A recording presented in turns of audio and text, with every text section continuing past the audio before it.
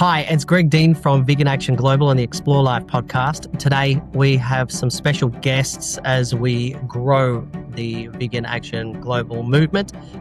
We've invited Terry Phillips from Vegan Action Melbourne. We have Susan Sensient from Vegan Action Sydney, and my co-organiser Ryan Cusack from Vegan Action Brisbane.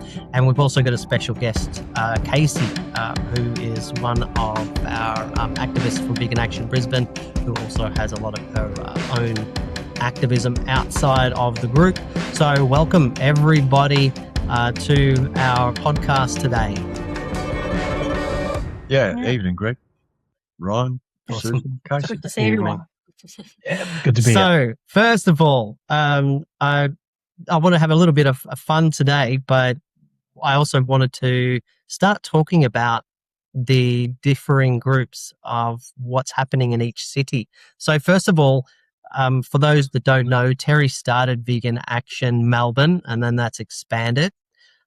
So, Terry, take us from where it started to where it is now, not day by day, so to speak, but just more in terms of growth and experiments of activism.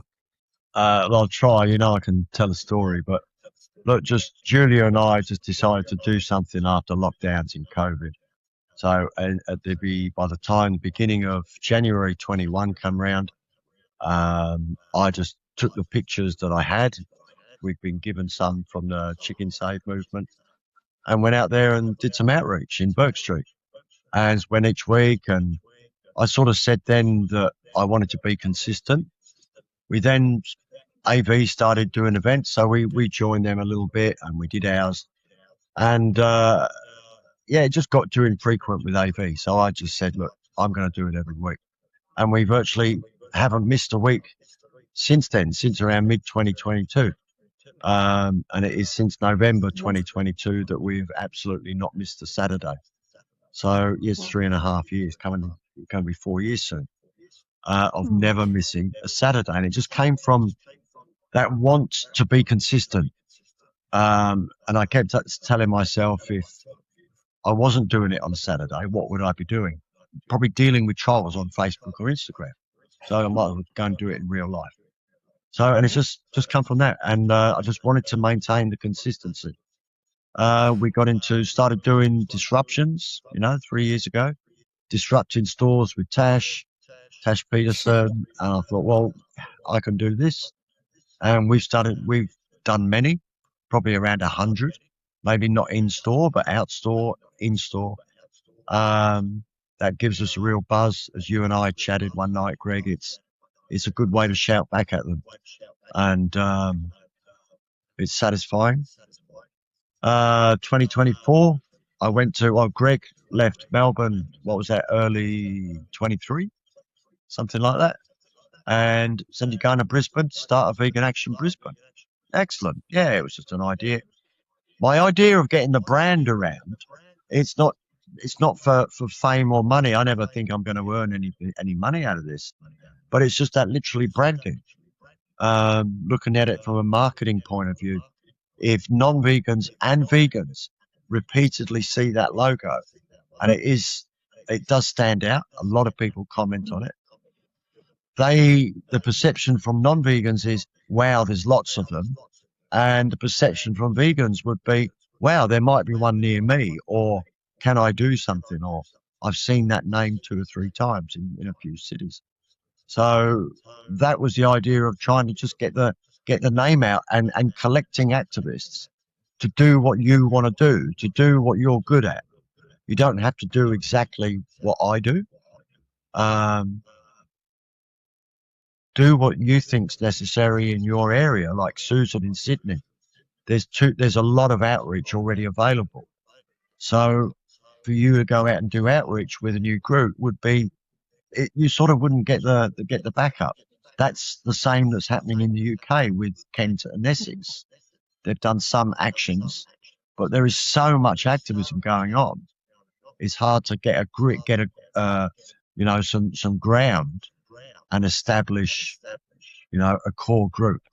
And it's those core groups that keep it going, which I've had all along. So And what about you, Susan? How have you become involved in Vegan Action Sydney? How have you seen the growth in activism? And what type of activisms do you find? I suppose there's no wrong way to do activism, but what would you say is some of the most effective activism you've seen? Well, for me, it was back in 2017. That's when I first started, and that's when just after Anonymous for the Voiceless had started in Sydney. So because I started there, that's what I prefer. I like, one-on-one conversations, and I like speaking to people on that level. So what happened after about 5 years of, doing Anonymous for the Voiceless, and like you, Terry, every Saturday, I thought, this is something I'm going to do every day, every week. And at the same time, I also wanted to know, well, what's the political scene like?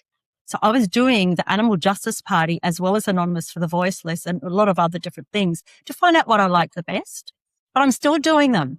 So I think it's really difficult because I think with the political part, you can make and affect change at the political level. So I always think that's really important. 80% of all the decisions that are made in Parliament affect animals. So I've always kept that in the back of my mind, and I've always had that as well as doing the street outreach. As time has gone on, of course, our street outreach changed because after 5 years, all of a sudden the footage, and we went through the stage of small screens, then massive screens, big umbrellas and all that sort of thing.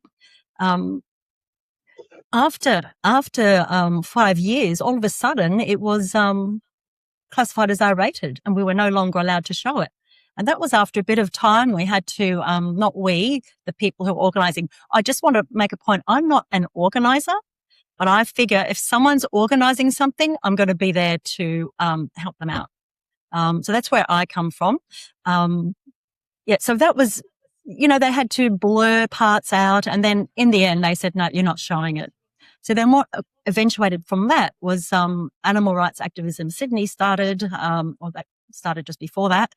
Then there was SOS. We've had a lot of different organisations. Now, the RS is still going, but it's a bit like Vegan Action Sydney in that there's a lot of people just have all sorts of different events on, and it is sometimes overwhelming because sometimes you can have 3 events on one Saturday. And you're going from one to the other to the other.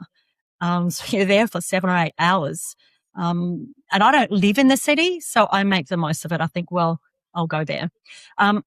Just to cut it short. So we have in Sydney, we have We the Free. That's every week, once, every fortnight in the city. And that's alternated with Save Poppy.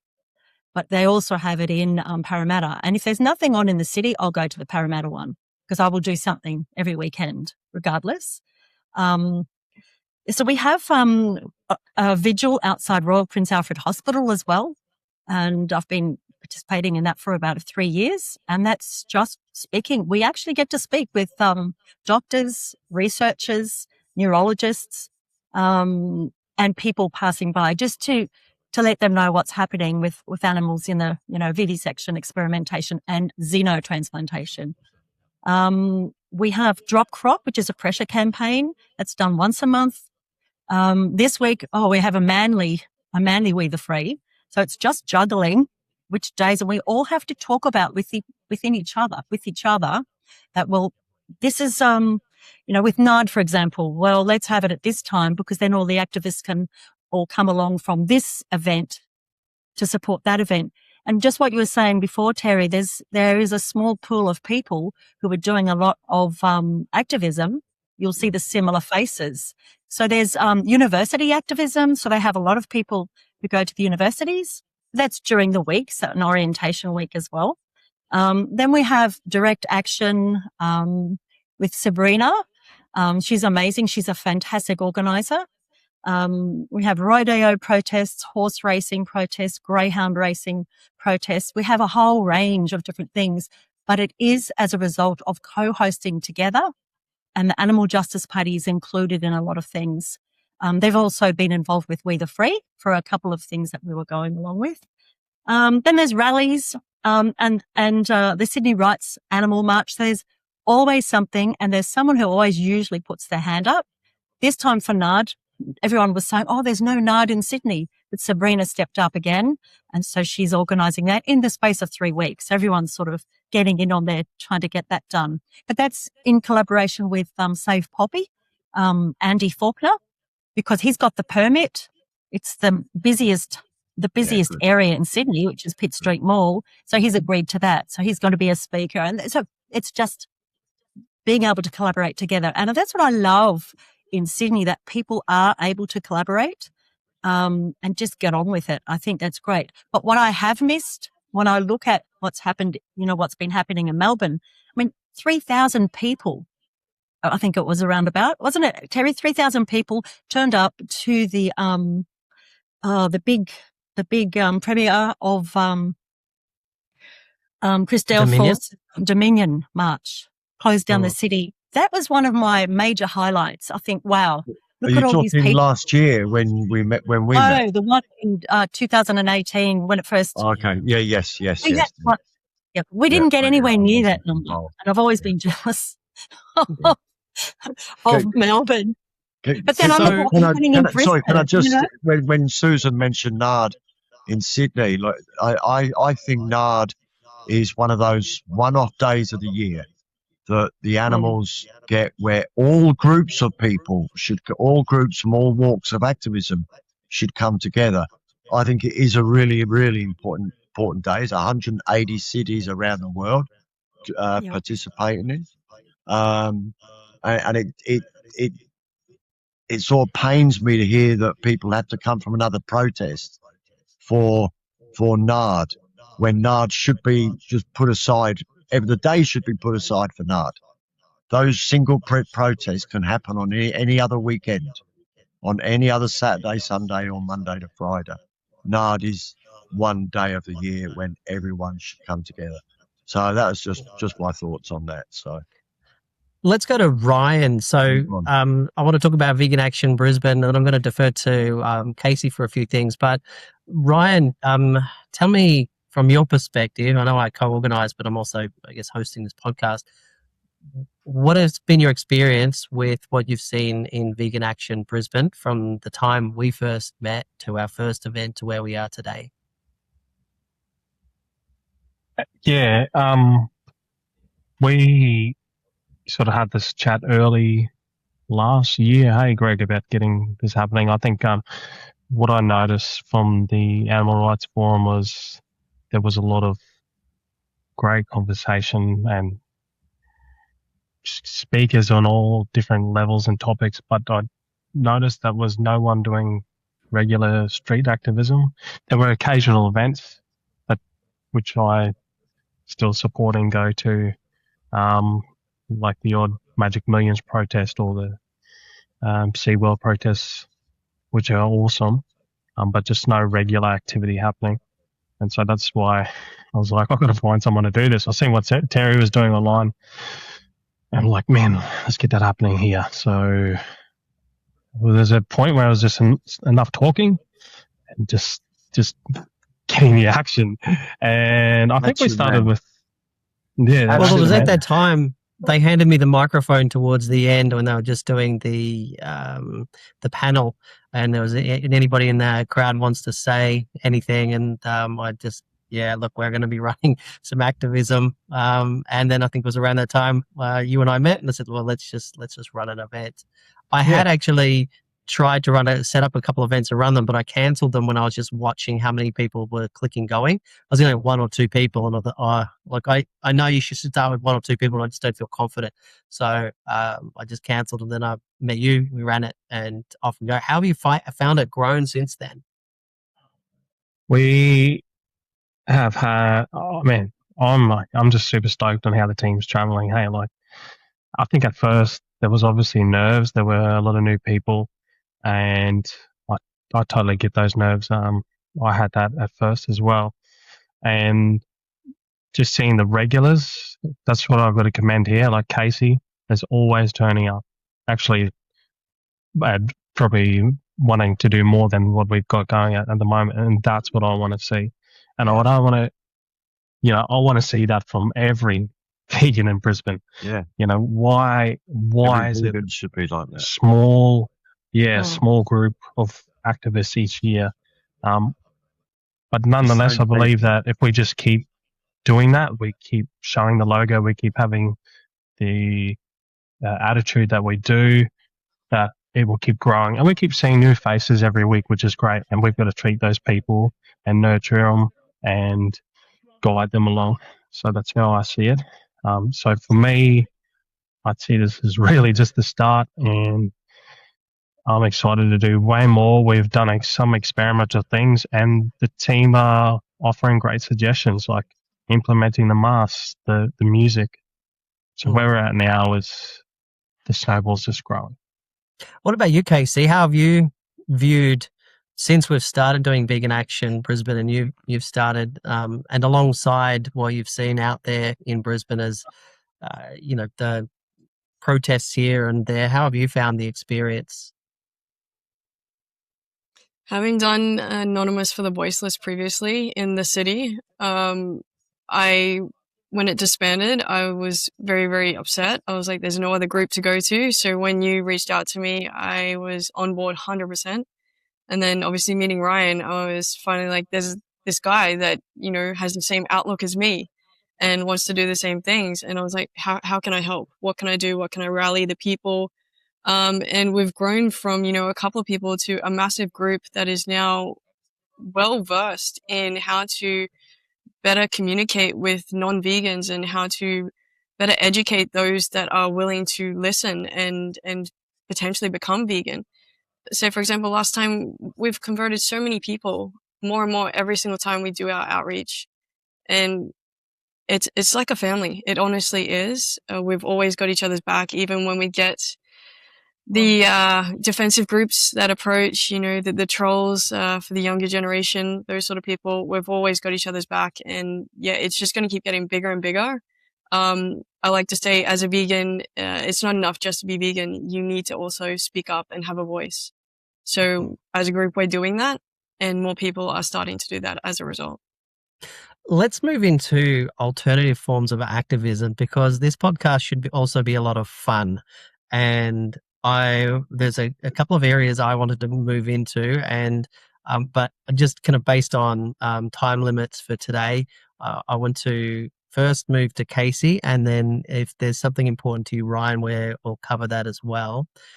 So Casey, one of the reasons why I thought it was important for you to be on today is you've always shown this level of integrity when it comes to your personal life as well. You're always helping people, but also you have standards for the people you want in your life.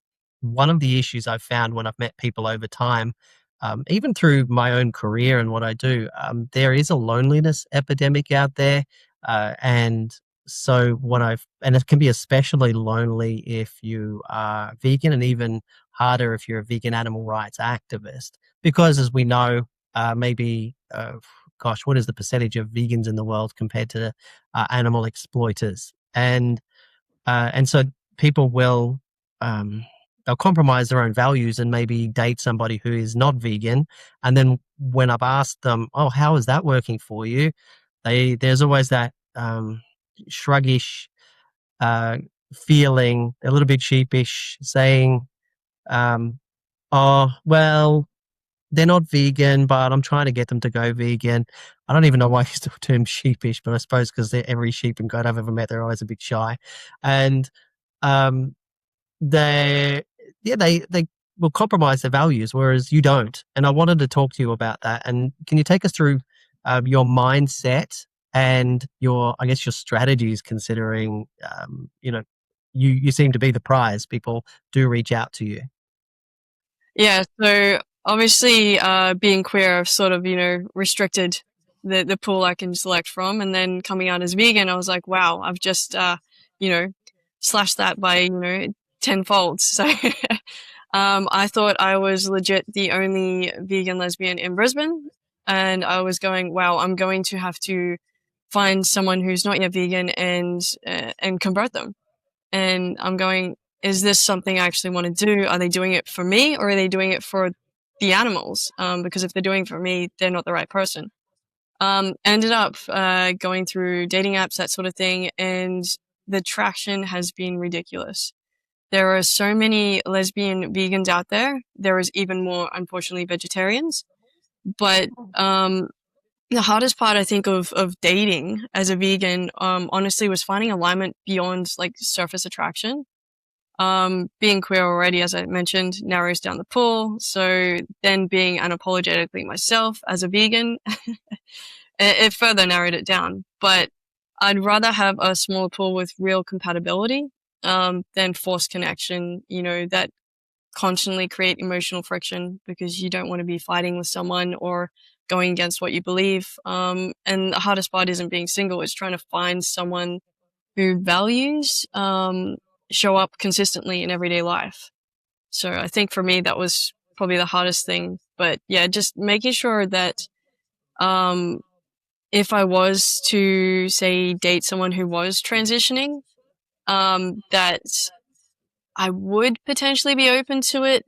But say, for example, like my socials, so Vegan Power Dyke, it's something that I use as a filter. So I will straight away say, add me on Instagram. And that'll dictate whether they respond straight away because it shows I'm queer, I'm a vegan, I'm an activist. It's got everything there. If they start communicating with me, well, then the next question is, are you vegan? There's no other question before that, is, are you vegan? And then it sort of goes from there. Because for me, the animals will always come first, not the aesthetics of the person, the wellness, the trends, or the convenience. It's all about the animals. So if someone is genuinely willing to unpack their relationship to animal exploitation and actually wants to align their actions with their compassion, I can respect that, honestly, I can. But I'm not interested in being someone's coach or, wellness therapist or ethical trainer, I'm here for the long term. I want a partner, not a project. So I sort of follow that. I know what I'm looking for. And yeah, I've got a set list of questions every single time, which narrows it down. So yeah, it definitely helps. What an amazing line you said. I'm looking for a partner, not a project. Yeah, I like that. That's crazy. I like that. love it. Like it's just such a core part of you that you just said it so naturally. And so many people look at their partners like projects. I see this even before, looking at dating a vegan, which is dating in general. There are people who want a partner and then they fall in love with somebody and then attempt to change them. And by the time they've changed the person, they've lost attraction because the very thing that they found attractive in the person is the very thing that they've been trying to change. That the struggle is no longer there. And when your options can be limited, you then have to then question, or how do I not compromise my morals and not seek to change somebody? It's got to be somebody is there for the right reason. You don't necessarily need someone who is vegan, but if they're going to say, I'm going vegan for my reasons, you've shown me it's wrong, I'm going to change, I'm not changing for you, I'm changing for me, so even if we split, I'm still vegan. Is that how you look at it, or is there something else it's that black and white for me? I need to know that they are doing it for the animals, because I could literally convert 100 people right now, but it would be for me. It wouldn't be for the animals. Yes, they would be supposedly vegan, but they're not actually vegan because veganism is about the animals. So I have to therefore go through my process of, making sure that they're doing it for the right reasons. And Ryan, you're lucky because I think maybe you just attract the right vegan. So I won't go into your personal life, but you have a great partner who is vegan and for the right reasons as well. Does that make your life easier? Yeah, much easier. She became vegan way earlier than me too, and her story is a bit funny actually. She just got a bit of a rebel heart, and she found animal cruelty website online while she was in high school. Thought how disgusting it was. Obviously, animals use for food, and did a presentation on that in school and was in trouble by the teacher and the principal, but didn't feel apologetic by it. So, yeah, I know she's got the right values, and I am on the same viewpoint as you, Casey. I couldn't do that and date a non-vegan partner, and would feel like that's too big of a compromise, and have been in the situation of being with a non-vegan partner in the past and had to pretty much give the ultimatum of watch what I've seen or it's not going to work. And I'm comfortable being on my own and knowing that I'm in my own company with someone who I believe's in alignment with my values. So I feel like if you're just living that, then that will project out and the right person will come along eventually. Yeah, exactly. Like when I Yeah. first became vegan, it was from watching Dominion when it came out, and I was dating someone at the time, and I turned to her and I said, after watching, I said, I'm vegan. You've got two choices. Either you also become vegan for the reason from what we just watched, or it's over. It was just so easy for me to make that choice, and I've been making that choice ever since, because I'm not going to settle for someone who doesn't align with who I am and my purpose, which is I'm here for the animals. And sadly, that misconception is only really happened because most non-vegans thinks it's about diet, it's about dietary. Casey, you mentioned transitioning. You know, those are the words we used to use, or I used to use. You can't transition. You know, it's a switch. It really is that mindset. And the fact that the wrong message has been put out for years by us, we're guilty of it, of the dietary side of it. Not in so many words as pushing a healthy diet or anything like that. But I actually think we should take a little bit of responsibility in all the footage that we've shown over the decades, last decade for sure, has always been the food animals. And we've used that footage to try and help people to be vegan. So that has also pushed them to think it's dietary. Yep. And then, as you know, a year ago, I've been battling that for the last 2 or 3 years in a couple of speeches and my dialogue with non-vegan bystanders, that it's not a dietary preference. This is a mindset. This is how we view animals. We see them as a resource for us. But getting to your, dating a non-vegan, I'm not exactly dating regularly. If I met a non-vegan today, and there was a date happening, I would let her understand that I'm vegan and who I am. Yeah. The conversation would be happening immediately, as to where it goes. If it was to meet for a coffee, I'd be buying oat milk, or ask her which milk she'd prefer, but it won't be cow milk, and then take the conversation from there. And literally, it did happen to me a couple of years ago. I nearly drove her home from the roundabout. I picked her up in her street, got down the end of the road. She was a work colleague in another warehouse where I go to, and we met for lunch. Another guy there had told her that I'm vegan, but her and I had not mentioned it. And I literally picked her up from her house, drove down the road, turned left. About a K down the road was a roundabout. And just before we got to the roundabout, she said, "So Adam at work told me that you're vegan, is that right?" And I says, "Yeah, it is actually." I said, "I wish he hadn't." And she said, "Oh, that's all right." She said, "As long as you don't try and convert me." Big mistake. And I was just approaching the roundabout, and I very nearly Take her home. drove around the roundabout and drove her back. And I went, no, she thinks it's about food. So that's why I did take her for lunch. We filter by, politics, religion, all that, and that's normal. But if we filter by veganism, it's extreme. It's like, how did we get to this point? I know. And it's that view on animals, which is why I've got that new screen and that footage created, Greg, which you're showing. So that one we're showing at the moment.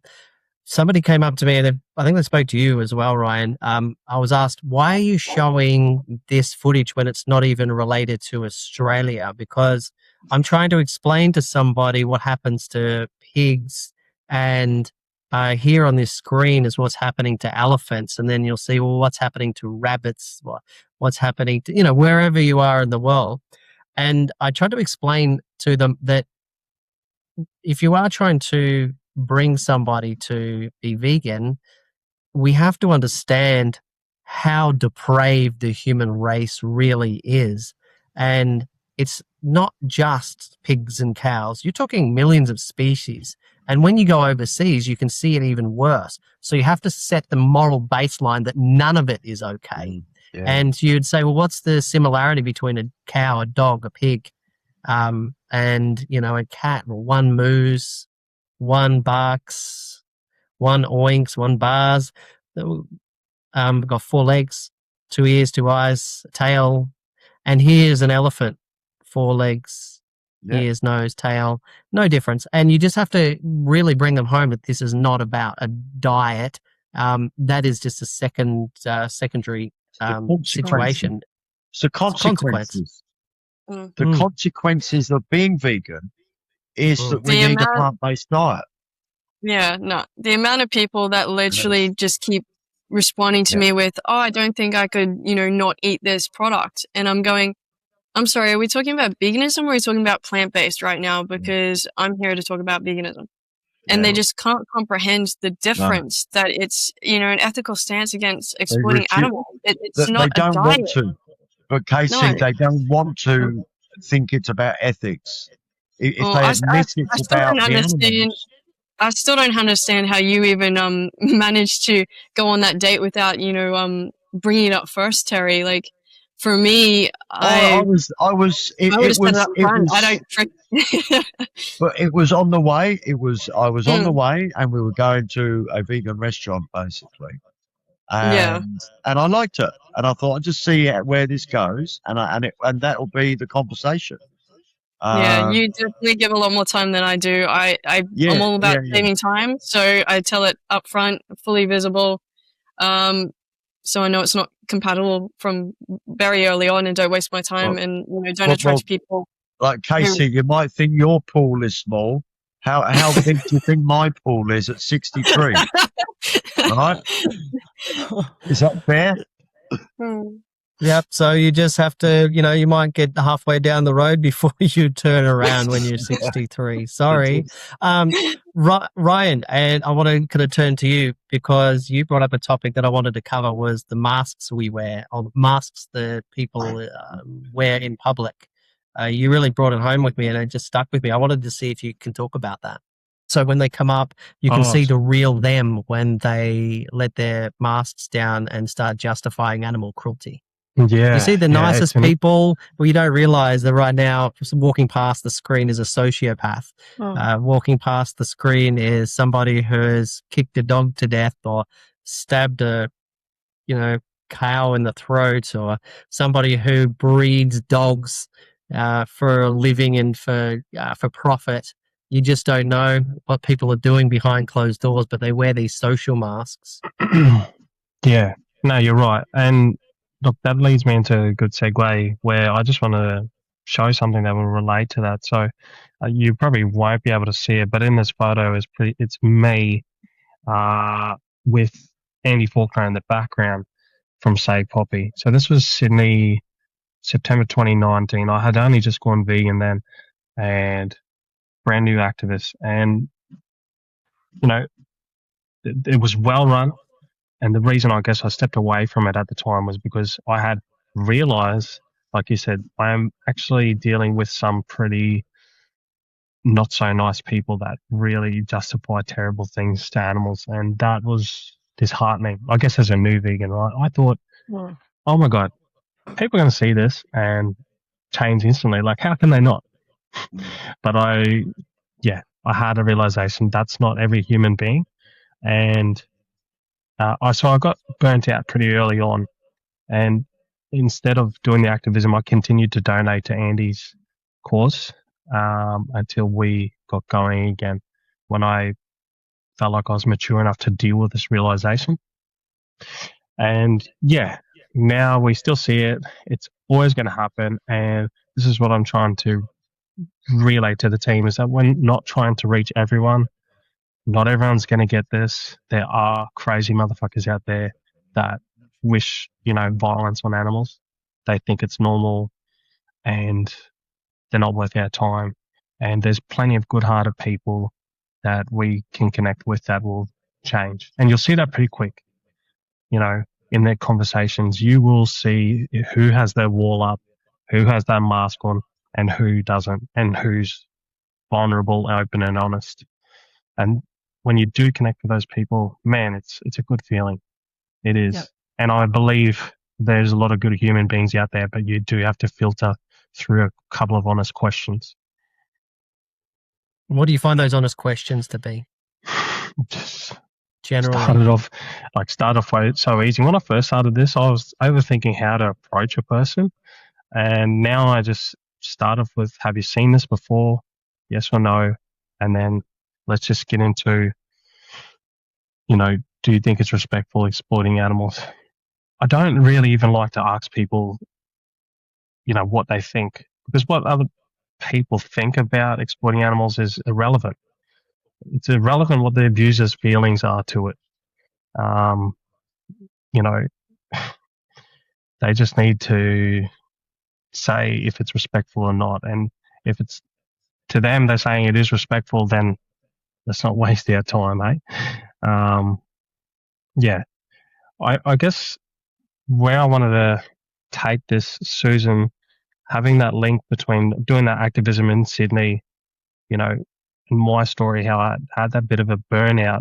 What is your thoughts or advice on reaching other vegans that aren't in that small bubble of active? How do we get those vegans that are at the picnic garden, the nice restaurants, the markets? How do we get them on our side to speak up and get that momentum back up again? What do you think?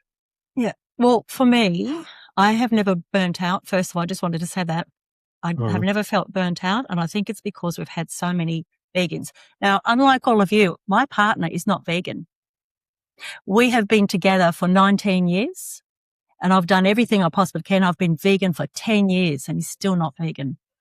But very early in the piece, I listened to Dr. Melanie Joy. She was here in Sydney in the first 6 months of me being vegan, and she was talking about reductarians or reducerians or whatever they're called. I thought, okay, that's what he is, and he's going to be eating less. He's going to be contributing less to the supply and demand chain. If I left him, he'd be eating more, right? But if I had my time again, I would be doing exactly what younger people are doing. When you don't have all these other issues that you've got to deal with, you've got other connections, it's sort of like a quagmire that you have to work through. I would live on my own. That's what I would be doing. But in regard to not burning out, I think because of the fact of my family and how my family life is, the dynamics, I go out and I will do something every single weekend, sometimes 3 events. I think that's what pushes me forward.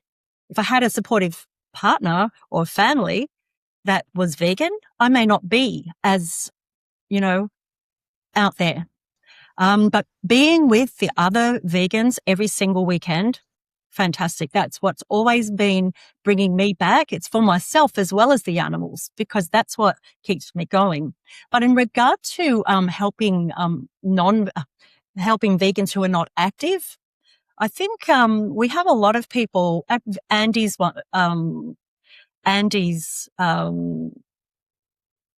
children's funeral, the animal funeral. A lot of people, they don't want to speak with people, but there's a lot of people who would not be doing any activism and not being in that circle of people if they weren't able just to stand there and hold a sign.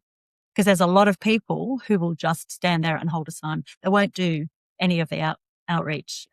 And that gives them, I suppose, with like just recently, I met a woman at Save Community Cats. Now I know a lot of those people are not vegan, but because I'm not in a bubble.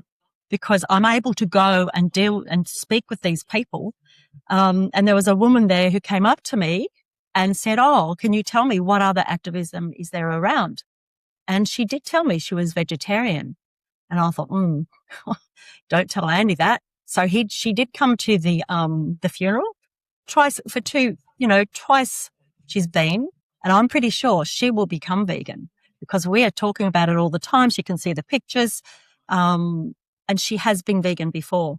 And I think, we have to be very, I always have the animals in my mind first for whatever decision, when I'm speaking to somebody. So the animals come first. And if that means that I have to become less harsh to get them over the line, I will do that. A lot of people won't do that. But I'm not saying baby steps, and I'm not saying transitioning. I don't say that. But it's a matter of when you have a vegetarian coming along, they said they're vegetarian, when you're outreaching, they say, "Oh, I'm vegetarian." I said, "Oh, okay. How long have you been vegetarian? What made you become vegetarian? And why haven't you just made that tiny little step? It's so much easier for you." So I am still holding them to account, but I think because of how I live my life, I look at things a little bit differently. And that has actually helped me deal with people in the Sea Shepherd, the Animal Justice Party, because not everyone's vegan.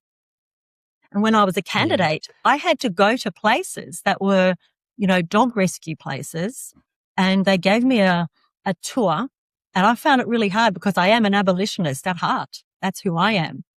And they took me through the kitchen, and there were necks hanging up. These are the necks. I'm like, what the hell? Freaking necks of other animals hanging around. And then these are the, all these bits of body parts of other animals that they were feeding the dogs.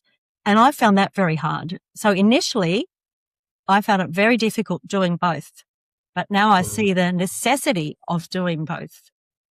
We just had a win fur ban here on the Northern Beaches.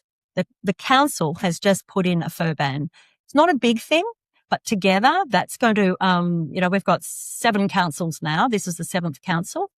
And now I have all these trolls because they put my face on it in the newspaper, all that sort of thing. So I look at it from that perspective. It's little things happening in increments that we can get change happening in Parliament as well. And You make a good point, Susan. Sorry? You make a couple of really good points that stand out to me. The first thing, just in terms of relationships and your relationship, seems to me you were with your partner before you went vegan, and so you've already got an established relationship, and the relationship and the bond is strong. And I dare say if I was with somebody already and I went vegan and they failed to change, well, I'm in it. If I'm married, for example, I'm in it for life. So, you don't just walk away. When the times are tough, you stay through it. The other thing that you brought up, which I really respect, is the Animal Justice Party recognizes that most people are not vegan, but everybody has an animal that they love, and so Animal Justice Party is there to speak for all animals, and we need followers. We need, they need members, they need voters. And so when we pull for each scrap, we just pull and claw for each win, and we eventually get there. And so it's great that you're that segue where terriers are very a hard line. I try and kind of balance it in my life because I also, like Ryan and Casey, volunteer for AJP. But the amount of, we always have to remember that we all weren't vegan once. And so the people that we're speaking to, the people in our lives, are not necessarily going to be vegan, but they might be. And they see by our example of just what fire you have in your belly to do this. I think that's one of the things that drives people. Can I just say one more thing? Yeah. Of course. Yeah, even though I'm able to do that, I'm a lot of people don't like the terminology, but I compartmentalize things. So I have this hate, and I have to deal with that for for the carnies that walk past. I said I shouldn't speak that way, but that's how I see it. I've got it, but I think, right, the animals don't need me to do that. I need to be meeting these carnies and these people where they're at. So I do my best to do that. And I just want to say, in regard to exploitation, I have found now when I'm speaking with some of the people through street outreach, and I'm talking about, how do you feel about what's happening to the animals? Would you classify this exploitation? They say yes. And then when we talk about, the exploitation of animals for experimentation, for entertainment, for clothing, for food, it's all put in together. Some people don't get it. And then they still go back to the food part. And some people will say, oh, I'm fine. I don't agree with riding elephants. I don't agree with bullfighting. And I don't agree with all these other things, right? But I could never stop eating animals. So that's the other thing that we have to now navigate. Can I just finish that? Yeah, Susan, that's when I asked them, how do you feel about bullfighting, rodeos? And like Greg touched on it, the levels of depravity. Start at trophy hunting. Everyone's against it. Bullfighting, yes. Rodeos, sometimes they have to think, oh, that's accepted in this country. The levels of acceptance, the level of depravity. You get down to horse racing. Half the non-vegan nation are against horse racing. So some people are going to say yes or no. Greyhound racing. You're coming down, and they agree with us on so many levels. And this is how I guide my conversations these days. That if they think all of those are wrong, then what about the cows, pigs, chickens, sheep and fish? And I'm having great success with it by equating it to, can you just extend that respect that you have for rodeo animals? And I'd say to them, you dislike a rodeo, but you eat cows. It doesn't make sense.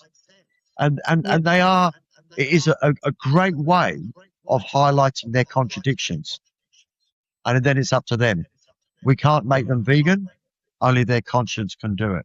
Let's go to Ryan first. Do you want to unmute yourself, Ryan? So tell us, where do you stand on your thoughts? Because there is that reductarian arena, and then we've got like a hard line on where we need to be, but also then you're kind of juggling how to handle people correctly to hopefully that they, join for their own reasons. Where do you stand on this? Like Susan, we all are. We all want this to be abolished. And I do change my approach depending on the person, the context, the circumstance. If it's a co-worker and it's a curious question, that's answered a lot different than the street outreach we do. Yeah. And, I've worked with children in the past. Their questions are more curious, sometimes playful, sometimes give you a bit of shit. And that's okay. And you can match that energy. I guess I just always think, did I say the right thing on the animal's behalf? Did I plant that seed? If I didn't sell them short, then I'm happy. If I didn't say, vegetarian is okay and milk and all these other things is okay, then I can live with that. But that's why actually for people that are listening, that's why I love doing the activism now, because it's the one place where you as a vegan can really say what you're thinking. Yeah, because when you're at work or you're around your friends and family, you're around these social settings where you're friends with these people and you might have to interact with them again, it can be a bit harder to walk around that. So when you're dealing with the public that have the chance to go away, you just tell them the straight up truth. And, it's up to them how they receive it, not us. I think their job. Recently what I've learned in the last year, it's just so important for them to understand what veganism means. That they agree with it. They agree with that mindset. So it's just trying to get them to align their actions with it. And I'm having just really great conversations. Look, I don't think we should ever ask people to do baby steps or reducing. We ask for abolition. We don't, and I tell people in an outreach, I don't expect you to be the vegan that I am tomorrow. You're going to learn, but at least declare vegan, and then it's a learn from there. You cut out the obvious, and then as you start going shopping, you buy different things, check, and then they go into what we were when we first became vegan, which is the learning, and it's a steep learning curve. But if we don't get across an abolition message, they'll never abolish it. There'll always be a reducitarian, or always trying, or I've got it on my mind. But once they understand the core principle, which is living without exploiting animals, which they agree with, they generally go, yeah, I agree with that. That's a positive thing. They don't have to cut out this or cut that out. If they don't need to, like Susan, you said it when you talked about elephant rides and people don't go on them, you're dead right. And that's where my favourite quote, which I've got on the video, the upright video, it's easy to be against an injustice that you don't participate in. It takes courage to stand up to one that you do. And that's what I bring up to them. It's easy not to go to a rodeo, isn't it? You don't go to rodeos now. But could you imagine going to a cowboy who does do rodeos and saying, mate, that's wrong? You'd be in the same conversation that you are with someone who eats animals. I've done it all my life. I was brought up doing this. It's in my nature. It's in my culture. We do it in Australia. So when you point that out to your standard non-vegan, it is easy not to go to the races. So by highlighting that it's easy to be against it, then I'm getting an echo now for some reason. But now being against what they do participate in takes courage. And is this their day? This is their day to stop and stop the contradiction. And that's where I guide an outreach these days. What were you going to say, Ryan? You raised your hand. Yeah. I want to ask Terry the question that I posed to Susan there is how can we come together to think about getting vegans that aren't active to join in and speak up for the animals? What are your thoughts? Yeah, because I know pretty much how you started doing this. We meet them every single week, right? And I think the main issue is most people who call themselves vegan, and this might be a shock to you, I don't think they're actually vegan. They've changed their diet. They're plant-based dieters, and they did it for the animals. They go on a a plant-based diet to lose weight and the animals. As I said earlier, being vegan is a mindset, and we eat a plant-based diet. It's the consequences of that mindset. These people, they change their diet, and the consequences of that is some animals are saved, and they feel good about it. They still wear leather. They sit down with their friends and family who eat animals. To me, that's one of the first questions. Do you eat with people who are eating animals? Oh, yeah. It's not in my... Yeah, and that's the issue, that they still buy products with vivisection. They're not aware of it. Nearly all the vegans we meet as passers-by, very rarely are they vegan for ethics and the real reason. They understand it. So, Ryan, one thing I wanted to say to you, you're asking Susan and Terry how they can turn people active. A few of the things that I observed from our efforts, I've just seen Susan's efforts with the amount of people she already interacts with. And, it'd be interesting to see how many people that come back and say, hey, I'm vegan now. But there's already a lot of regular activists. You see that in Melbourne, we struggled at the peak of AV and prior to the COVID pandemic. people just started dropping off for a lot of selfish reasons. Terry just kept on going, but we would see in the Vegan Action Melbourne group, had been over 100 members, and only maybe 5 to 10 showing up regularly. The same regular people that you would see from day one from 2018, like Nasia. I'm not sure with Susan because I've only known Susan for a short time and have built huge respect. But I can talk about what we did. And personally, I think we've cracked the code. We are, and this is one thing I want to also kind of bring Casey on, is a thing called integrity. Because if we take a hard line on integrity, then we're going to grow. The reason why I believe that's important with Casey is Casey and I are similar in the fact that we're business owners. So with having a business, your name is key. Would you agree with that, Casey? That, to have a good reputation? Okay. Yeah, your microphones, I'm not sure what's happened with it. And maybe you've turned off and just rely on your laptop one. But Casey, runs a business. I run a business. I'm in the insurance field. I deal with a lot of corporate people. And if I don't deliver correctly, and if I don't, take a hard line on, certain aspects of my work, then, I don't exist, in terms of work. And what we are doing, I try and treat activism like it's a business. So you have to grow it like it's a business. You have to know who your, this has fallen off.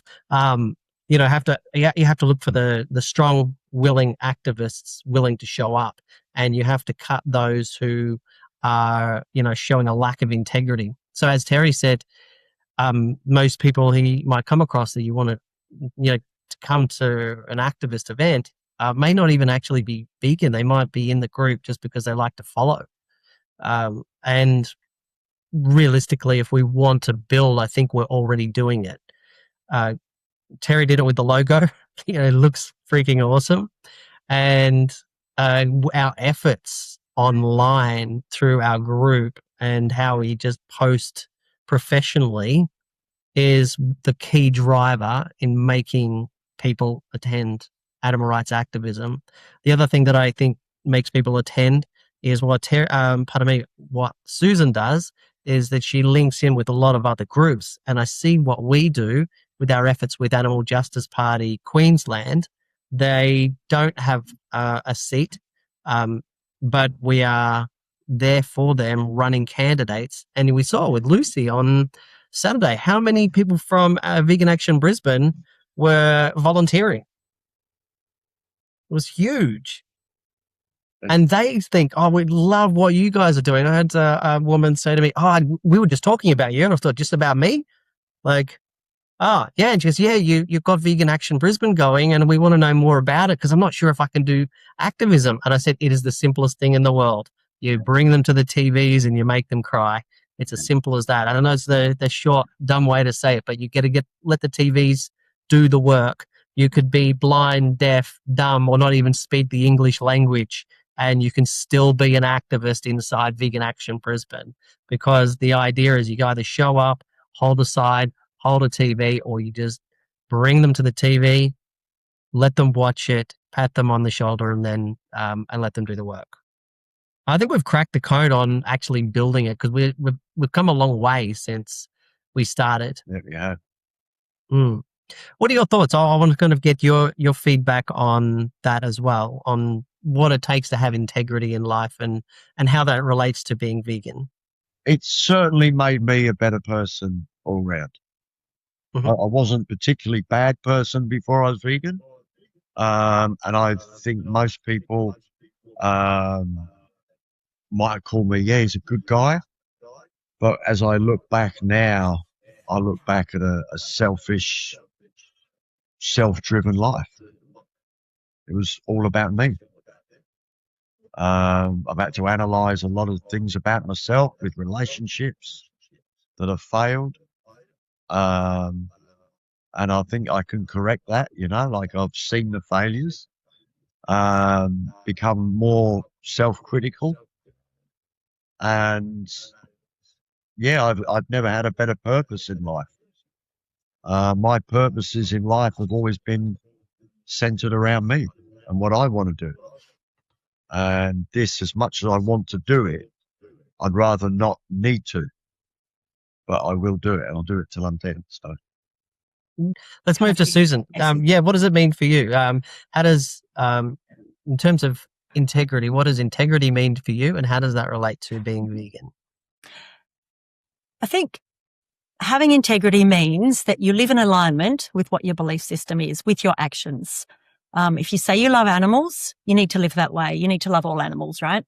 I think it's got to do with values, but I think for me, it's the principles that I live my life by. And I work with young children. So I've always been in that helping sort of role, about the environment. And then when, Terry, I can't remember, I cannot see that I was or about myself before I was vegan.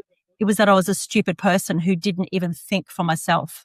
It took me to see what happened to the animals, what was happening to them before the light went switch on. Yeah. And the reason I have my last name as sentient on Facebook is because it was that word that actually changed my perception. And I heard, Philip Wallen, he did a debate about, not eating meat.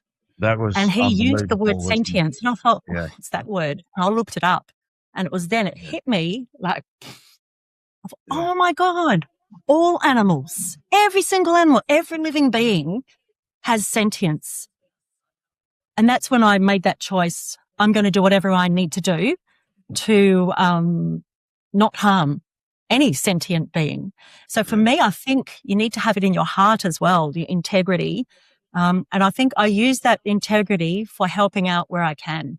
And which is why I'm not able to do the fantastic organizing that, your others are doing, because I'm all right. They need help there. I'm going there. So, and as a result, I'm asked, usually the last person, they'll say, oh, can you be that MC? No one else wants to do it. I say, yeah, okay, I'll do it. I'll do that. Do you want to do a speech? I said, well, if there's no one else better, I'll do this, this sort of thing. So I think it was in me anyway, but integrity is being honest, being truthful to yourself and truthful to everybody around you. That's what integrity is for me. And I try and live my life that way. Mm. And I can hear Casey again. She was on just a moment ago. Yeah, sorry about that. Where I put my mic is also where I have to charge. So I had to pick one or the other. So I picked the charger. The question back to you is, you're a business owner, and you have to operate in a certain way where you're you are your reputation.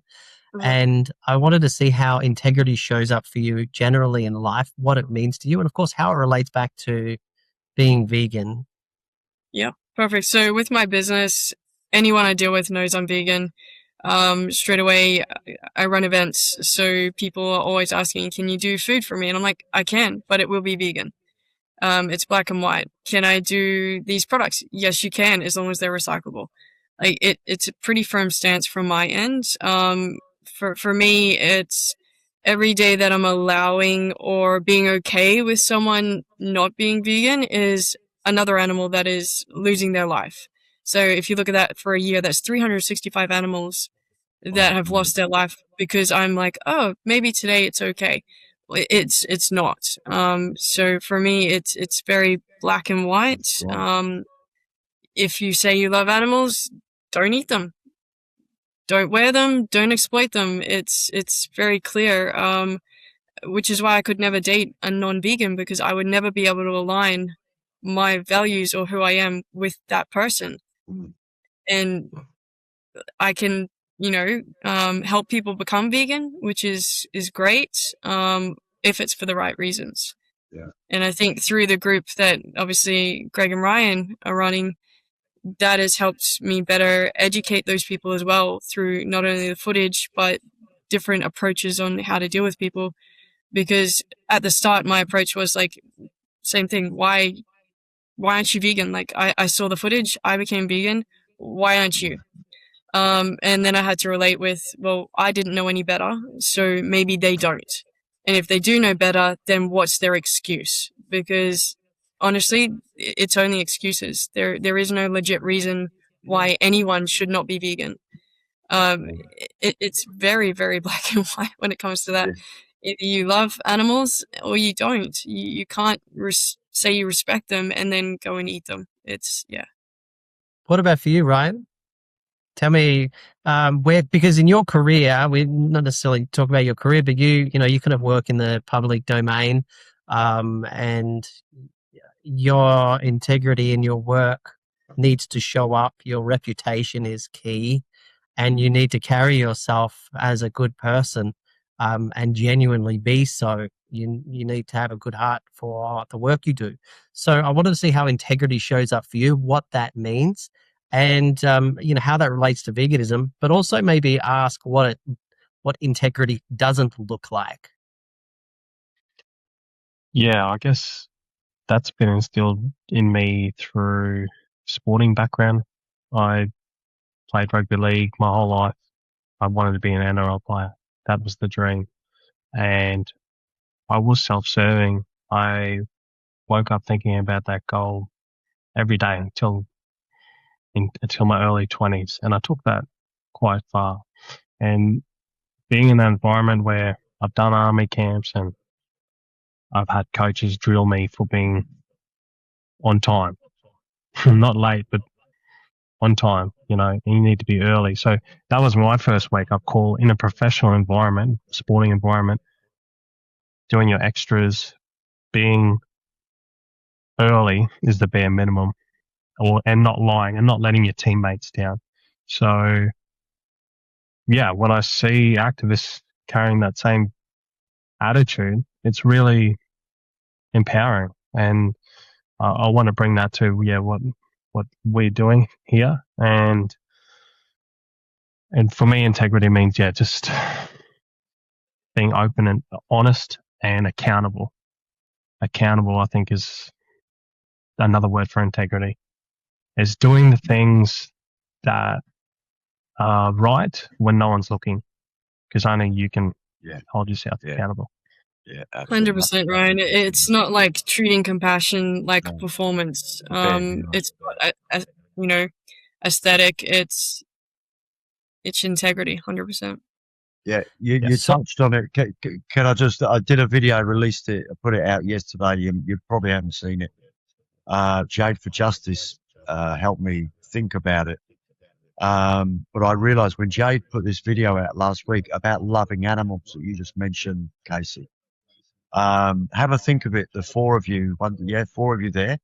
When did you, since being vegan, when did you last say, I love animals? Because when Jade put this video out last week, I said to myself, I can't remember when I last said it. And when I analyse it, I hope you don't have to tell me, just have a think about it. Every single and that other term, I'm against cruelty to animals. I don't say those things anymore. And then I think deep and I take it the next stage. Why don't I say that anymore? And you know why? Because it's fucking lip service that we tell ourselves when we're not vegan. That was it. It was lip service. It's more society programming. And I put this video out. It took me a few days to work it out. And I just put a little video out yesterday, and non-vegans are having a meltdown on my Facebook page. They don't like it. And it really is. It's part of the world. Our parents love animals. They pass it on to us.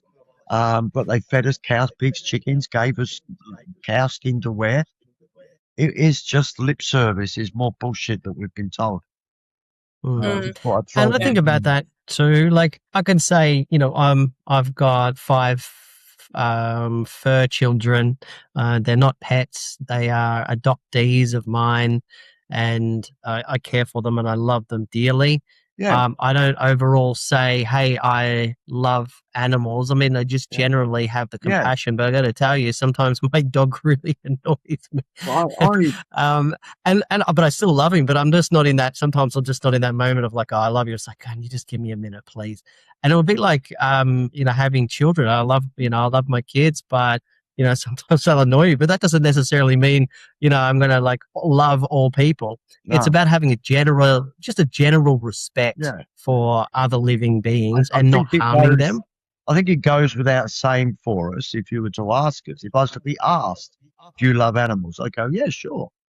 But I don't tell it to myself anymore. Before, be driving home at night. I live up in the hills in east of Melbourne. There's wildlife on the road. I used to drive so careful before I was vegan. I still do, obviously. And, aware of animals, aware of foxes. I was thrilled when I saw a fox, thrilled when I saw a rabbit or a possum or a wombat. Went home and had cows, pigs, chickens, sheep, and I was just a selfish, everyday non-vegan who said, I love animals. And I do. I For just me, think it was, it's about trying to make choices that match what I say I believe yeah, about animals, yeah, even when nobody's watching, because Mm. yeah, what obviously, matters yeah. is the victims. But once Yeah. becoming vegan, we do live in alignment with that. But it just took me that little few days from Jade's video to why I don't tell myself. I mean, maybe you guys do every day. I just thought, I can't remember when I last did. And I think it's just that conditioning. As growing up, we are told we love them, and everyone says they love them. Mm. It's a a lie. it's a different way of being raised and different way of Yeah. living. So Casey, Susan, I know somebody who has an animal sanctuary. She's got a one-eyed horse, she's got donkeys, she's got sheep, and she called me up really upset, feeling that nobody understood her. Her husband is vegetarian, she's vegan, she's not sure what her son's doing with that, but she felt that nobody understood how deep she loved her animals and how deep she feels this sadness overall for other animals. And so she has a deep love for animals because she connects to them when she sees them. Some people like Terry, it's just a moral baseline of, you know what, I just don't want to harm others. And in fact, not only do I not want to harm others, but I'm having to pay my dues for the years that I did. And it drives us each and every day. Sometimes guilt can make somebody vegan and keep them vegan. I have a mixture between love and guilt. I think all the years I wasn't vegan, and now I've got to pay my dues, and it just keeps driving me. And for Ryan and for Susan, it could be something completely separate. And one of the questions that I want to ask is, what is no integrity? And I'm going to bring up a couple of examples, but maybe you guys, like Susan or Ryan, what does having less integrity mean for you? Well, especially when it comes to the people that you speak to when you're doing outreach. Okay, no integrity fantastic. means that you say plants have feelings. You say, caveman, or I don't know, there's something new every day. Now, I would much rather people just come up to us and say, I like the taste, I'm selfish, I won't change.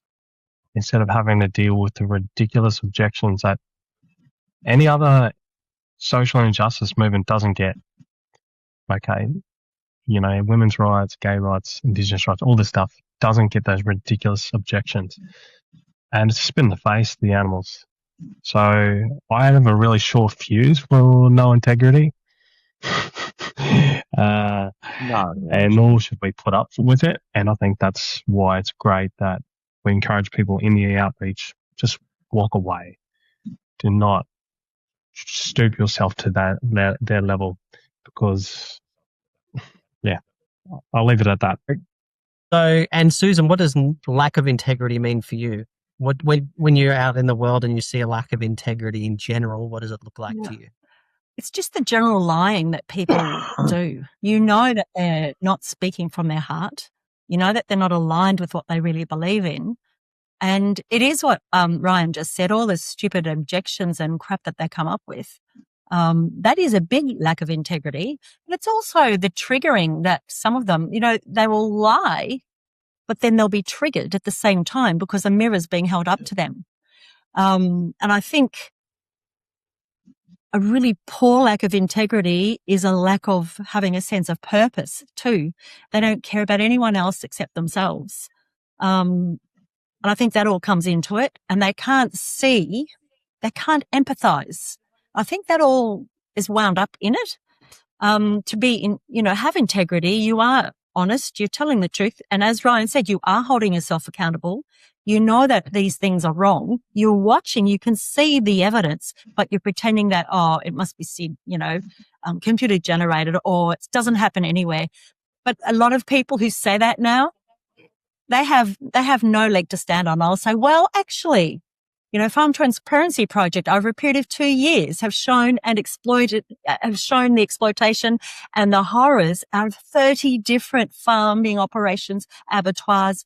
It happens everywhere. We can no longer use that as an excuse, And like you, Ryan, it's a bit like 3 strikes and you're out, except if there aren't many people to speak with, I will go and continue. And once I thought, okay, that's it, I've had enough, and I'll move on to the next person.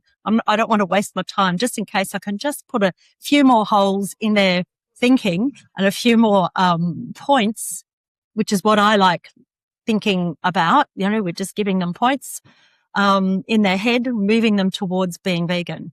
Yeah, so I don't know if that sounds... I think we can almost wrap it up based on this topic. I just want to see, I think Terry's kind of covered it as well. And I just wanted to say what my belief is as well on what is a lack of integrity.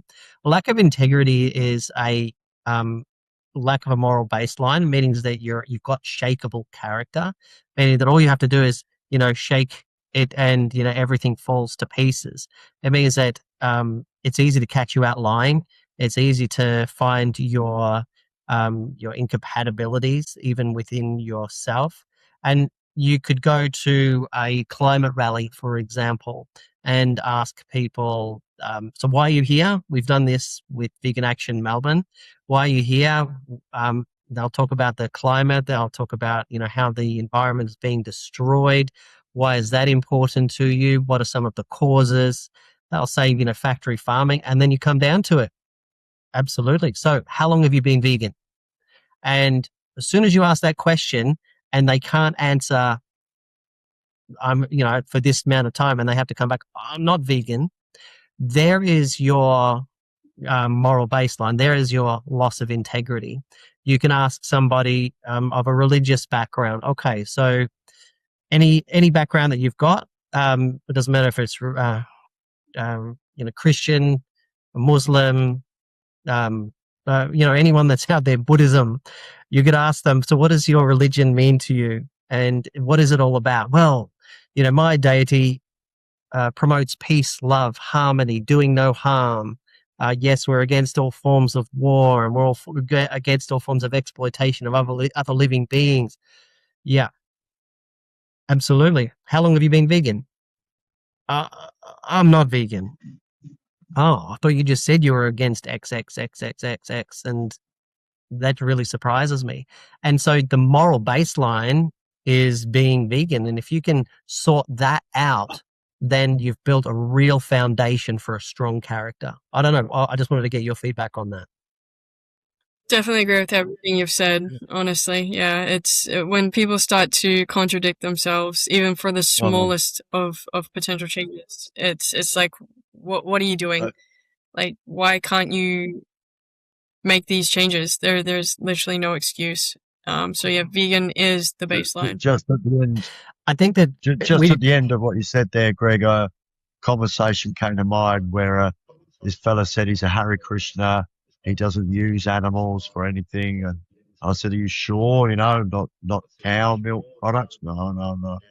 And I said, so there's no exploitation, no harm, no killing going on. He said, no. And I said, so what are your shoes made of? He said, they're leather. I went, I thought you said you don't participate in any killing.